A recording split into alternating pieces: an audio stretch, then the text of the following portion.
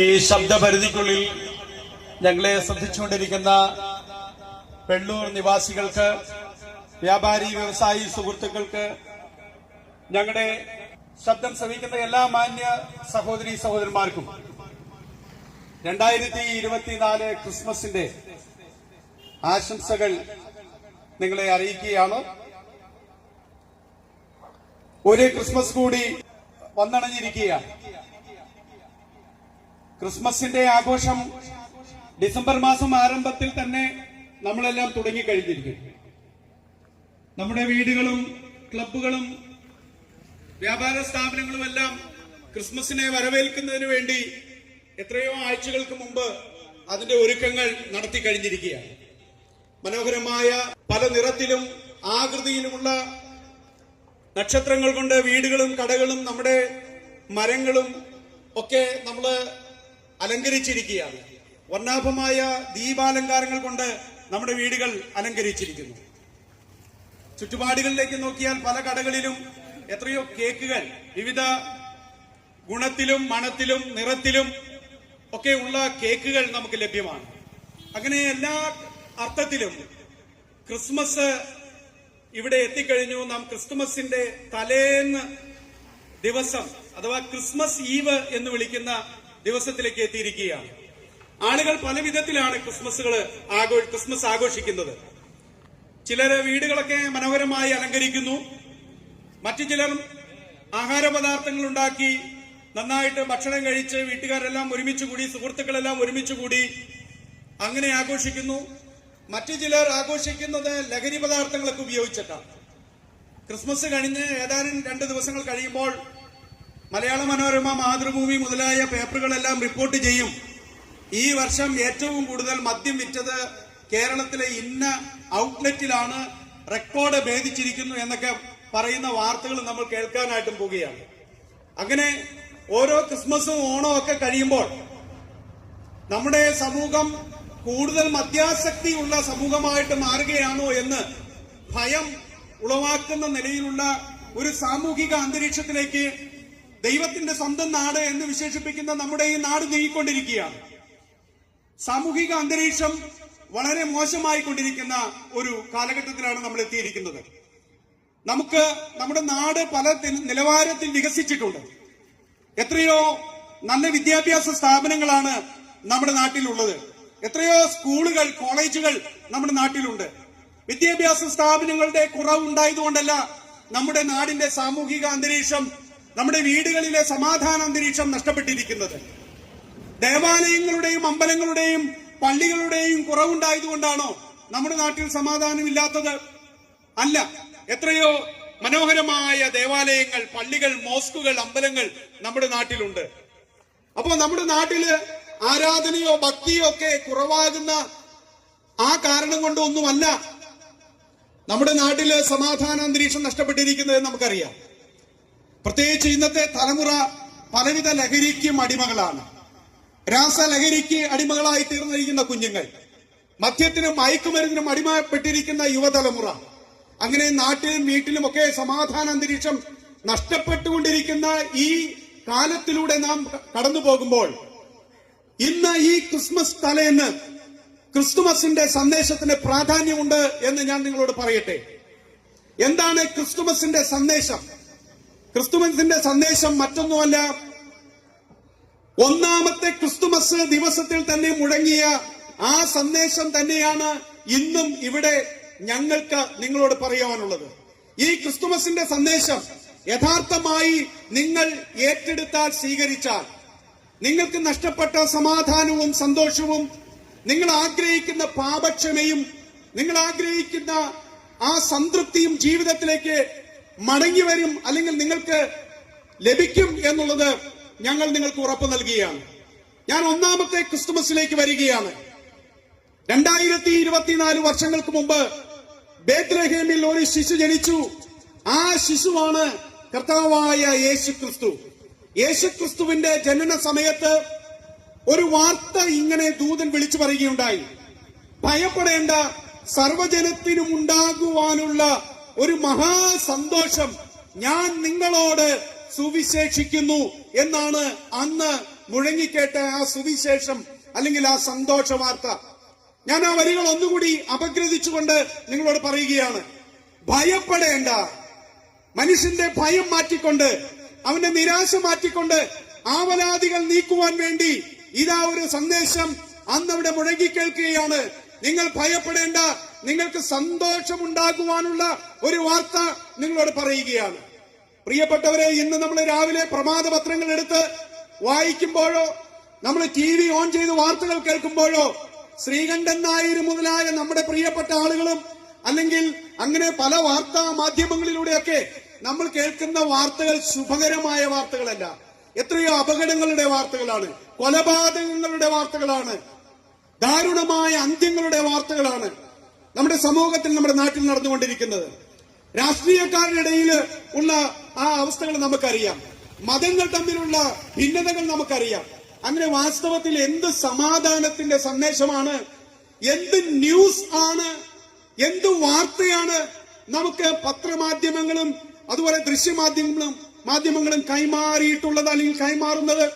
നമുക്കൊരു സന്തോഷത്തിന്റെയും സമാധാനത്തിന്റെയും ആശ്വാസത്തിന്റെയും ധൈര്യപ്പെടുത്തലിന്റെയും ഭയമില്ലാത്തതിന്റെയും വാർത്തകൾ നമുക്കാരും സമ്മാനിക്കുന്നില്ല. ഇതിന്റെ ഇടയിൽ ഞങ്ങൾ നിങ്ങളോട് പറയുന്നു, നിങ്ങൾ ഭയപ്പെടേണ്ട, നിങ്ങൾക്ക് സന്തോഷമുണ്ടാകുവാനുള്ള ഒരു വാർത്ത ഞങ്ങൾക്ക് പറയാനുണ്ട്.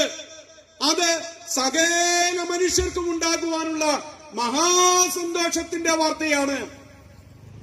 ആ വാർത്ത എന്താണ്? അത് ലുലു മാളിൽ 75% ഓഫറോടുകൂടി TV വിൽക്കുന്നു എന്നോ വാഷിംഗ് മെഷീൻ വിൽക്കുന്നു എന്നോ കേക്ക് കിട്ടുന്നു എന്നുള്ള വാർത്തയല്ല. അല്ലെങ്കിൽ നിങ്ങൾക്ക് ഇന്ന സാധനം കൊടുത്താൽ എക്സ്ചേഞ്ച് മേളയായിട്ട് നല്ലൊരു ഉൽപ്പന്നം കിട്ടുമെന്നുള്ള വാർത്തയല്ല. അതേതെങ്കിലും ഒരു ഉൽപ്പന്നത്തിന്റെ, ഒരു വസ്തുവിന്റെ വാർത്തയല്ല, മറിച്ച് ഒരു വ്യക്തിയെ കുറിച്ചുള്ള വാർത്തയാണ്. ഒരു വസ്തുക്കൾക്കും നിങ്ങളുടെ ജീവിതത്തിൽ സമാധാനം നൽകാൻ കഴിയില്ല. നമ്മളെല്ലാം വിചാരിച്ചു ഒരു മൊബൈൽ മേടിച്ചാൽ സമാധാനം ഉണ്ടാകുമെന്ന്. പക്ഷെ നമുക്കറിയാം, മൊബൈൽ വന്നതോടുകൂടിയാണ് നമ്മുടെ വീടുകളിലും നമ്മുടെ ചുറ്റുപാടുകളിലുമൊക്കെ സമാധാനം നഷ്ടപ്പെട്ടത് എന്ന് നമുക്കറിയാം. അപ്പോൾ ഞാൻ പറഞ്ഞു വന്നതിന്റെ താല്പര്യം, വസ്തുക്കൾ നമുക്ക് സമാധാനം കൊണ്ടുവരുന്നില്ല. നമ്മൾ സ്നേഹിക്കുന്ന പലതും നമുക്ക് സമാധാനം നൽകുന്നില്ല. നമ്മൾ വിചാരിച്ചു ഉയർന്ന വിദ്യാഭ്യാസം ഉണ്ടായാൽ സമാധാനം കിട്ടുമെന്ന്. അങ്ങനെയായാൽ നമുക്കറിയാം, ഈ അടുത്ത ദിവസങ്ങളിലൊക്കെ വളരെ പ്രമാദമായ അല്ലെങ്കിൽ വളരെ അസ്വസ്ഥതയുണ്ടാക്കിയ ഒരു ADM-ന്റെ മരണം. അദ്ദേഹത്തിന് വിദ്യാഭ്യാസമില്ലാഞ്ഞിട്ടാണോ? അദ്ദേഹം ആത്മഹത്യ ചെയ്തു എന്നാണ് പൊതുവെ കരുതപ്പെടുന്നത്. അല്ലെങ്കിൽ അദ്ദേഹം വിദ്യാഭ്യാസമില്ലാതിരുന്ന ഒരു വ്യക്തിയായിരുന്നതുകൊണ്ടാണോ ഒരു ആ വിധത്തിലുള്ള മരണത്തിന് അദ്ദേഹം തയ്യാറായത്? അപ്പോൾ വിദ്യാഭ്യാസം ഇല്ലാത്തത് കൊണ്ടല്ല നമുക്ക് സമാധാനമില്ലാത്തത്. നമുക്ക് നല്ല ആശുപത്രികളും ചികിത്സാ സംവിധാനങ്ങളും നല്ല ഡോക്ടർമാരും എഞ്ചിനീയർമാരും നല്ല പാലങ്ങളും നല്ല IT ഹബ്ബുകളും നല്ല റോഡുകളും ഇതൊന്നും ഇല്ലാത്തത് കൊണ്ടല്ല നമുക്ക് സമാധാനമില്ലാത്തത്. പിന്നെ എന്താണ് മനുഷ്യന് സമാധാനം നഷ്ടപ്പെടാൻ കാരണം? മനുഷ്യന് സമാധാനം നഷ്ടപ്പെടാൻ കാരണം മനുഷ്യനിൽ വസിക്കുന്ന പാപം എന്ന് പറയുന്ന ഒരു വസ്തുതയുണ്ട്. ആ പാപം മനുഷ്യനെ അസമാധാനത്തിലേക്ക് നയിക്കുകയാണ്, അസംതൃപ്തിയിലേക്ക് നയിക്കുകയാണ്, ഭയത്തിലേക്ക് നയിക്കുകയാണ്. മനുഷ്യൻ എന്തുകൊണ്ടാണ് ഭയമുള്ളവനായി മാറുന്നത്? പൗരന്മാരെ, സഹജീവികളെ പോലും നമുക്ക് ഭയമായി മാറുകയാണ്, വിശ്വസിക്കാൻ കൊള്ളാത്ത അവസ്ഥയിലേക്ക് എത്തുകയാണ്. ഞാൻ പറഞ്ഞത്, മനുഷ്യന്റെ അവസ്ഥ, സാമൂഹിക അന്തരീക്ഷം, കുടുംബാന്തരീക്ഷം ഇതെല്ലാം വളരെ വളരെ ശോചനീയമായ അവസ്ഥയിലൂടെ കടന്നു പോവുകയാണ്. ഇതിന്റെ നടുവിൽ നിങ്ങൾക്ക് എങ്ങനെ സന്തോഷം കണ്ടെത്താൻ കഴിയും? ഞാൻ പറഞ്ഞു, വസ്തുക്കൾ നിങ്ങൾക്ക് സമാധാനം നൽകിയില്ല. ആഹാര പദാർത്ഥങ്ങൾ, കുറെ ആഹാരം കഴിച്ചതുകൊണ്ട്, പുതിയ ആഹാരങ്ങൾ നമ്മൾ രുചിച്ചു നോക്കിയതുകൊണ്ട് സമാധാനം ഉണ്ടാകിയില്ല. അതൊക്കെ അല്പനേരത്തേക്ക് മാത്രമേ ഉള്ളൂ. പുതിയ മദ്യമോ രാസലഹരിയോ ഒക്കെ ഉപയോഗിച്ചത് കൊണ്ടോ നമുക്ക് സമാധാനം ഉണ്ടാകുകയില്ല. അപ്പോൾ വസ്തുക്കൾ, പദാർത്ഥങ്ങൾ ഇതൊന്നും നമുക്ക് സമാധാനം നൽകിയില്ല എന്നിരിക്കെ പിന്നെ ആർക്കാണ്, എന്തിനാണ്, എവിടെ നിന്നാണ് സമാധാനം ഉണ്ടാക്കുക? അതാണ് ഒന്നാമത്തെ ക്രിസ്തുമസിൽ മുഴങ്ങിക്കേട്ട ആ ക്രിസ്തുമസിന്റെ സന്ദേശം. ഭയപ്പെടേണ്ട, സർവജനത്തിനും ഉണ്ടാകുവാനുള്ള മഹാസന്തോഷം ഞാൻ നിങ്ങളോട് സുവിശേഷിക്കുന്നു, ഞാൻ നിങ്ങളോട് പങ്കുവെക്കുന്നു. എന്താണത്?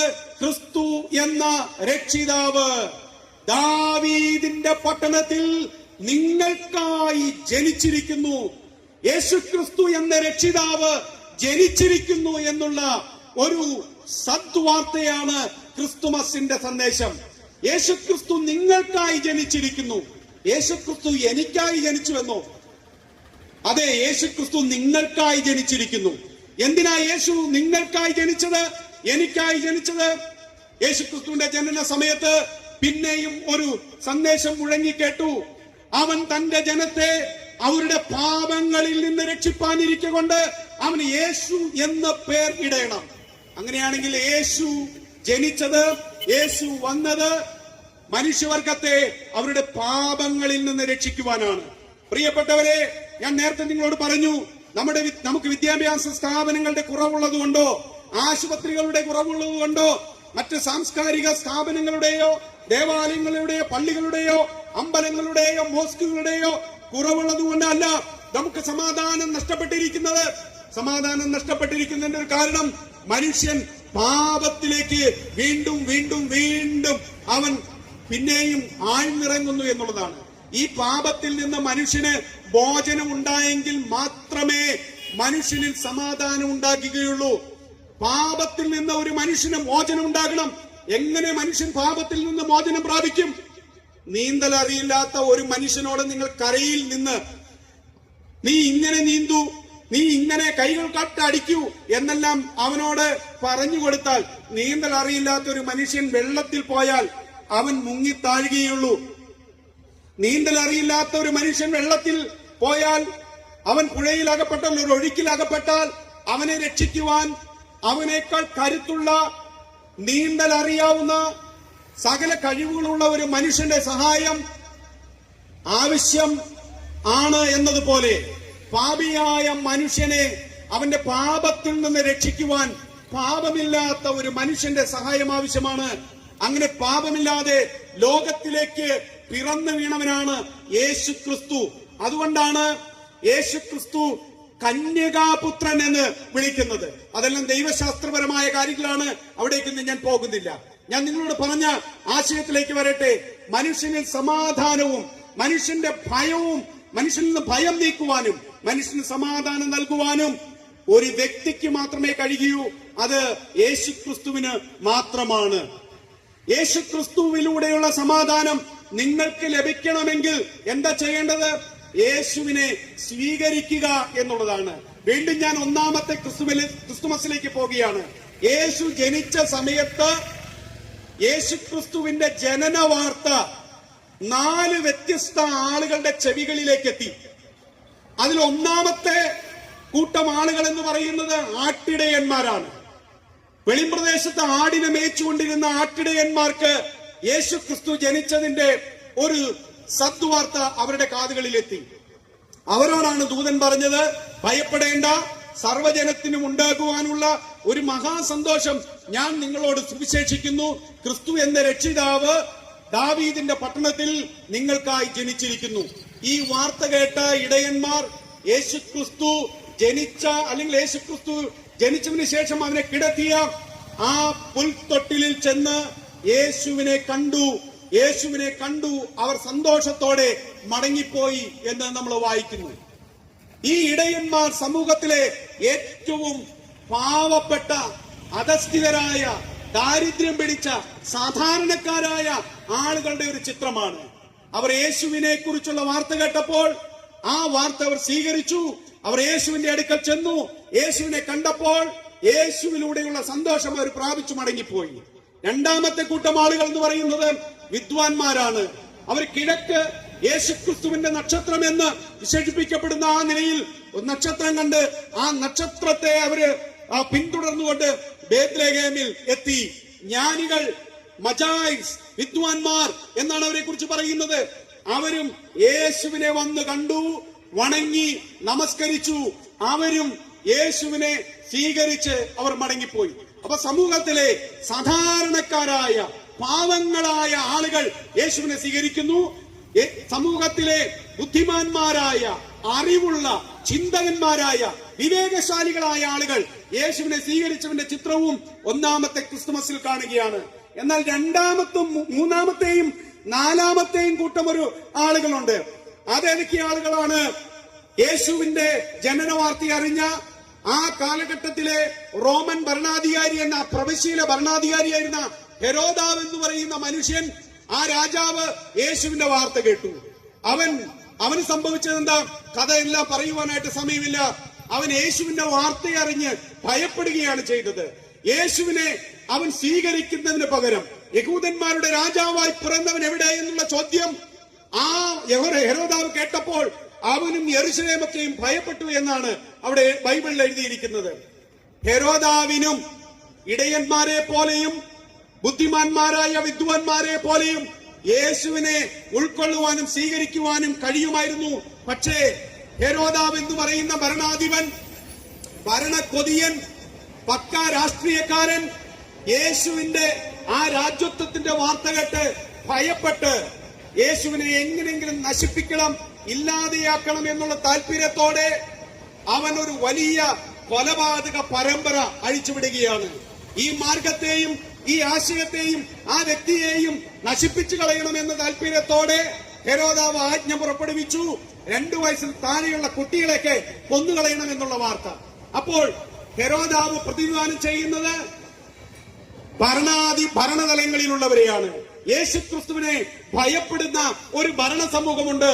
യേശുക്രിസ്തു വന്നാൽ ആളുകൾക്ക് ബോധമുണ്ടാകും, സാക്ഷരതയുണ്ടാകും, വിവരമുണ്ടാകും, അവനൊക്കെ ബോധവും വെളിവും വെള്ളിയാഴ്ചയൊക്കെ ഉണ്ടാകുമെന്ന് ചിന്തിക്കുന്ന, അല്ലെങ്കിൽ അങ്ങനെ സംഭവിക്കുമെന്ന് ഭയപ്പെട്ടുകൊണ്ട് അവരുടെ ഭരണത്തിന്റെ നുഖത്തിന്റെ കീഴിൽ അടിച്ചമർത്തി നിർത്തുവാൻ ആഗ്രഹിക്കുന്ന ഭരണാധികാരികൾ ക്രിസ്തീയ മാർഗത്തെയും ക്രിസ്തു വിശ്വാസത്തെയും തള്ളിപ്പറയും. അപ്പോൾ ഹെരോദാവ് ഭരണാധികാരികളുടെ ഒരു ചിത്രമാണ്. അടുത്തൊരു കൂട്ടം ആളുകളുണ്ട്. അവരാരാണെന്നറിയാമോ? അവര് മഹാപുരോഹിതന്മാരും ശാസ്ത്രിമാരും എന്ന് പറയുന്ന മതത്തെ പ്രതിദാനം ചെയ്യുന്ന കുറച്ച് ആളുകളാണ്. അവർക്ക് അറിയാമായിരുന്നു യേശു എവിടാ ജനിക്കണമെന്ന്, യേശു എപ്പോഴാ ജനിക്കുന്നതെന്നൊക്കെ അവർക്കറിയാമായിരുന്നു. അവര് ബൈബിളൊക്കെ പരിശോധിച്ചു നോക്കിയിട്ട് അവർക്ക് കാര്യം മനസ്സിലായി. യേശു ഇന്ന സ്ഥലത്ത് ജനിക്കും എന്ന് അവര് വായിച്ചു, പഠിച്ചു, മനസ്സിലാക്കി. പക്ഷെ യേശുവിനെ സ്വീകരിക്കാൻ അവർ തയ്യാറായില്ല. മഹാപുരോഹിതന്മാരും ശാസ്ത്രിമാരും അടങ്ങുന്ന മതത്തിന്റെ പ്രതിനിധികൾ, അവർക്കും ഇന്ന് യേശുവിനോട് താല്പര്യമില്ല. പ്രിയപ്പെട്ടവരെ, ഇതിൽ ആദ്യത്തെ 2 കൂട്ടർ യേശുവിനെ സ്വീകരിച്ചപ്പോൾ അവസാനത്തെ 2 കൂട്ടർ യേശുവിനെ തള്ളിക്കളഞ്ഞു. ഇത് ഇന്നും നടന്നുകൊണ്ടിരിക്കുന്ന ഒരു വസ്തുതയാണ്.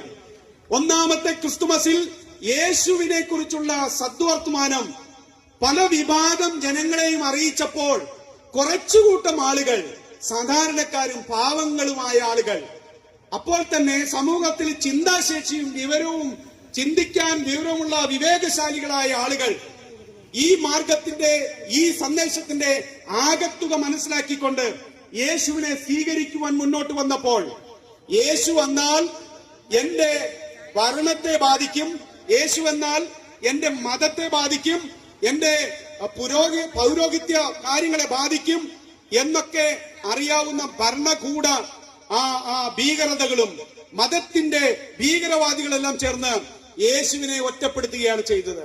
ഇന്നും ഈ ക്രിസ്തുമസിൽ ഞങ്ങൾ ഈ സുവിശേഷം യേശുക്രിസ്തുവിനെ കുറിച്ചുള്ള ഈ സദ്വാർത്ത അറിയിക്കുമ്പോൾ ഈ വിധത്തിലുള്ള മാനസികാവസ്ഥയുള്ള പലരും ഞങ്ങളെ കേൾക്കുന്നുണ്ട്.